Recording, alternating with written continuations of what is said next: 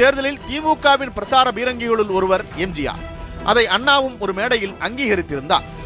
எம்ஜிஆர் 1000 ஆண்டுகளுக்கு ஒரு முறை காய்த்து கணிகிற நெல்லிக்கனி, அது யார் மடியில் விழும் என்று எல்லா அரசியல்வாதிகளும் காத்திருந்தார்கள். அது என்னுடைய மடியில் வந்து விழுந்து விட்டது.